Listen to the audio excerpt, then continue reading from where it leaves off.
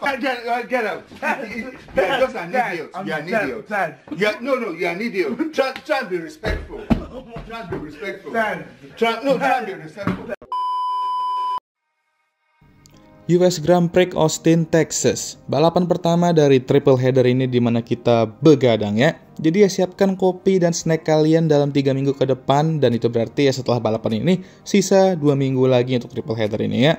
Jadi gimana US Grand Prix 2025 tadi subuh? Well, gue akan beri rating 3 dari 5. Oke lah, awalnya terlihat menjanjikan di mana McLaren dan Ferrari cukup deket, tapi setelah berapa lap ya oke lah, agak anyep ya. Dan balapan ini juga sebenarnya di-carry sama duelnya Charles versus Lando, benar-benar di-carry berat sama duelnya mereka. Sangat disayangkan karena gue expect balapan ini bisa lebih seru dibandingin balapan yang kita tonton kemarin, atau tadi lah ya. Cuman yaudahlah, begitulah. Jadi tanpa basa-basi langsung aja gue bahas winners and losers US Grand Prix 2025.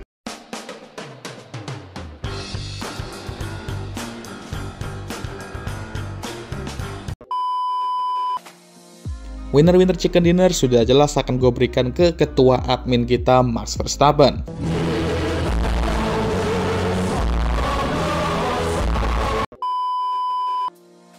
Sudah mulai seringkah gue akan pakai musik indah itu untuk sisa musim ini. Jadi ya gue udah duga ini track akan menjadi tempat bermainnya Max Verstappen di musim ini ya. Mengingat tren performa dia belakangan ini seperti apa. Dan terlihat dari sprint quali memiliki keunggulan dari dua McLaren. Dan ketika dua McLaren crash di sprint, Max dengan nyaman mampu menangkan sprint pertamanya musim ini. Lalu dia teruskan mode 2023 itu ke qualifying, dimana Doi cuma butuh 1 kali lap aja di Q3, yaitu karena emang timingnya nggak jelas juga ya Red Bull ya, untuk meraih pole. Dan di balapan tadi malam juga ya klasik Max Verstappen banget, dimana Doi mempertahankan pole di start, menjauh, memimpin semua lap, dan memenangkan balapan. Kurang fastest lap aja untuk Grand Slam, tapi ya udahlah ya. Yang penting Doi meraih maximum points ya, maximum points untuk Max ya, dan memperkecil gap poin dia ke Oscar menjadi 40 poin. Dan dengan sisa 5 balapan dan 2 sprint, game on untuk title fight musim ini, dan McLaren sudah bisa menggigit kuku mereka karena saking dan admin benar-benar telah tiba. Oh ya, gue juga mau shout out untuk Yuki yang mampu mencetak poin di sprint ya, walaupun di sprint qualifying kemarin agak lontong dikit qualifyingnya, bukan lontong dikit, lontong banget ya di P18, tapi bisa langsung mendapatkan banyak posisi di start setelah beberapa macam atraksi. Dan akhirnya juga di balapan subuh tadi dia mendapatkan poin lagi, jadi mana hasil ini bisa nge-boost dia untuk mempertahankan seatnya musim depan, mau itu di Red Bull ataupun Racing Bull. Yang penting ya bertahan di F1 lah ya. Buya kedua akan gue berikan ke Charles Leclerc. Lagi-lagi ini orang menunjukkan talentanya walaupun mobilnya lontong. Karena di hari Jumat, pace Ferrari entah kemana lah ya, dan qualified di zona bawah top 10 untuk sprint.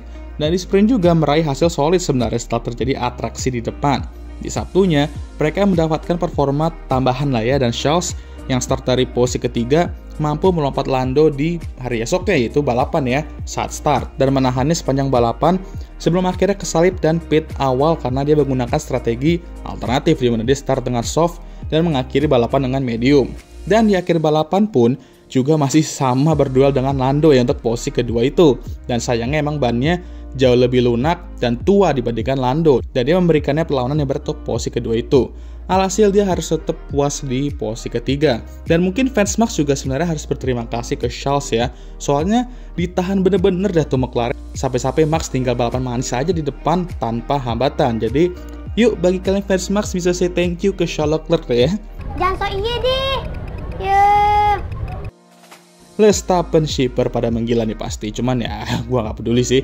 Charles, Ferrari tolonglah kasih nih orang mobil bagus gitu loh. Capek kali kadang gua ngeliat talenta sebesar ini harus dikasih mobil lontong tiap musimnya. Buya ketiga, gua agak sedikit bingung mau kasih ke siapa, tapi gua kasih ke Nico Hülkenberg lah ya.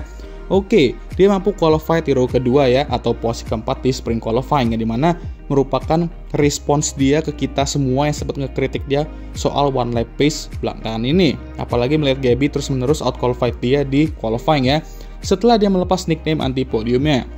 Jadi ini merupakan hasil yang luar biasa lah untuk sang Hulk, tapi ternyata bukan Nico Hülkenberg kalau dia nggak menjadi filling sandwich saat start. Ya kalau kalian sadar dia tuh selalu aja jadi korban sandwich ya, nggak tahu kenapa. Ya ini bukan salah dia karena emang positioning dia kayak gitu. Dan emang secara timing untuk semua pembalap yang terlibat insiden emang gak tepat aja. Hancur dah akhirnya untuk meraih hasil bagus di sprint. Jadi ya gitulah ya, hilang gitu aja hasil bagusnya ya. Di qualifying, gagal tembus Q3, tapi dengan start di posisi ke-11, ada peluang untuk cetak poin dan setelah 2 di depannya crash, Doi diberikan berkah ya, setelah yang lain dapat berkah, dia crash di sprint, dan akhirnya pointless streak dia berakhir di kota setelah dia meraih posisi ke-8 dan akhirnya The Hulk is back in the points. Setidaknya dapat 4 poin walaupun ada peluang untuk dapat lebih, cuman ya it's okay. Tetap merupakan weekend yang epic penuh roller coaster dari Nico Hülkenberg. Untuk NT pertama, ya jelas gue berikan ke Oscar Piastri. Gue udah expect dari prediksi gue kemarin bahwa triple header di Leg Amerika ini bakal menjadi salah satu atau mungkin satu triple header yang menantang untuk Oscar. Karena kalau kita lihat track record dia di track-track Amerika ini, ya emang main kurang ya. Dan musim ini sepertinya akan 11-12 dan sayangnya dia harus survive dan gak boleh membiarkan advantage besar dia sebelum beberapa balapan terakhir untuk terus kekat tiap balapannya. Nah sayangnya di sprint gak hoki ya kan, kena sundul sama Nico Hülkenberg yang dimana lagi-lagi bukan salah siapapun, itu murni racing incident dan sekaligus menyenggol rekan timnya. Nah ini yang gue bingung nih, ini hoki atau gak hoki di saat yang sama, karena tentu dia DNF tapi rekan timnya juga. Ya tapi tentu ini malah membuat Max bahagia ya kan. Dan sekarang setelah balapan ini Oscar hanya memiliki jarak 14 poin dari Lando dan 40 poin dari Max. Dan masih ada 5 balapan dan 2 sprint tersisa, sehingga ini tentu masih sangat terbuka untuk siapapun.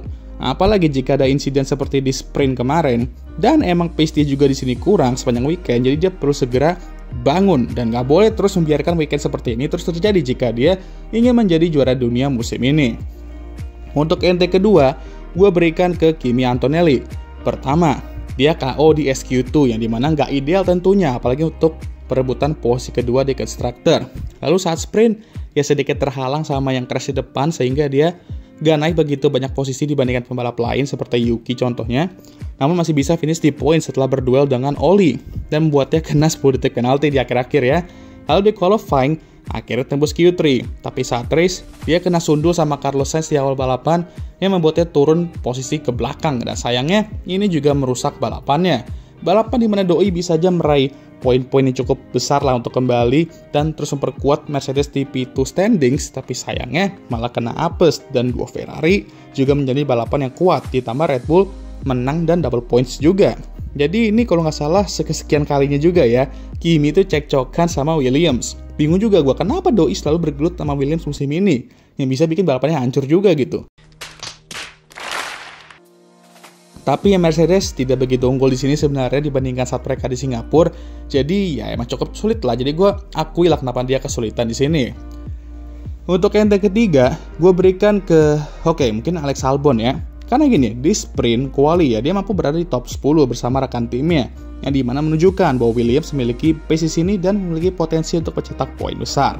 Dan di sprint mereka meraih hasil bagus, dimana Carlos dapat podium dan Albon juga meraih poin.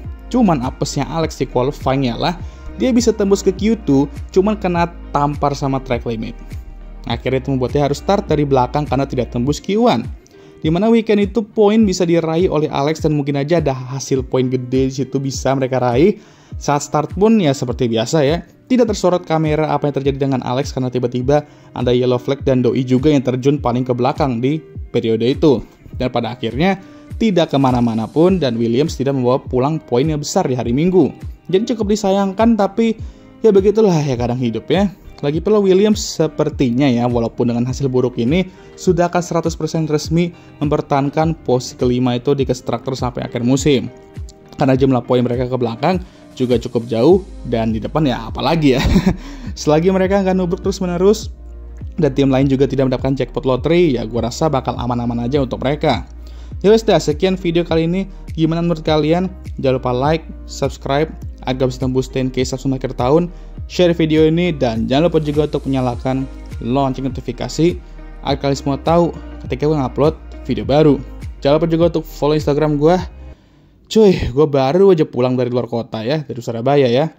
Habis itu langsung tidur bentar dan nonton balapan ini yang dimana juga menurut gue cukup mengecewakan. Ya mau gimana lagi guys. Ngantuk banget asli, gue belum ada tidur ini BTW. Ya sudah. Good night guys. Good night, good morning, sorry. Kenapa gue lama-lama di sini? Udahlah, guys. Thank you for watching ya. Seperti biasa videonya akan ditutup oleh